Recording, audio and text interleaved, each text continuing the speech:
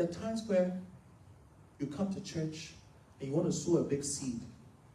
And God says, don't give that seed. Send money to your mom. Have you heard that one before?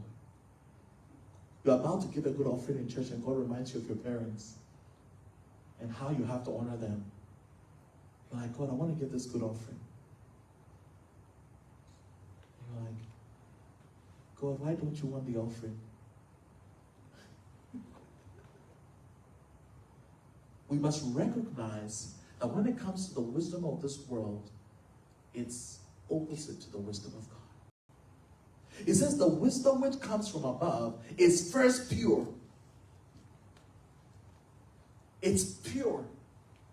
It means when God's wisdom is speaking, God has your best at heart.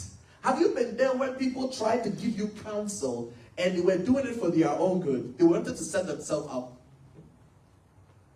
But it says the wisdom which comes from above is pure. The motive is pure. There are people who come to church and they are serving. They clean the church, they do everything, but their motive is not pure. Maybe they do it because they want to be a pastor. Maybe they do it because they're looking for a wife. You know, some brothers, when it's time to get married, they get serious in church. So that the Christian sisters, so they'll come and say, I am coming, Lord.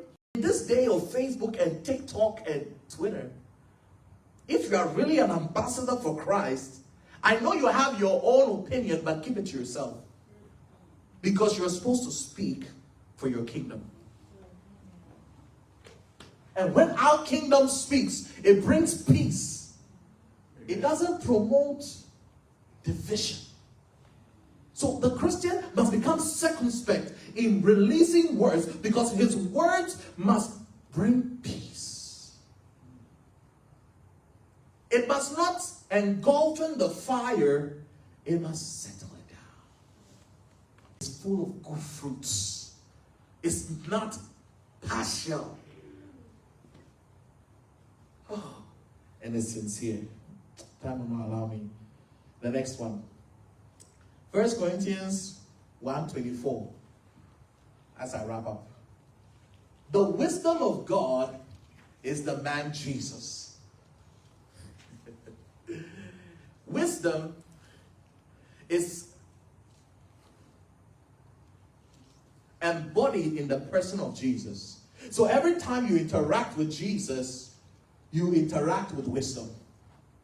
1 Corinthians 1:24.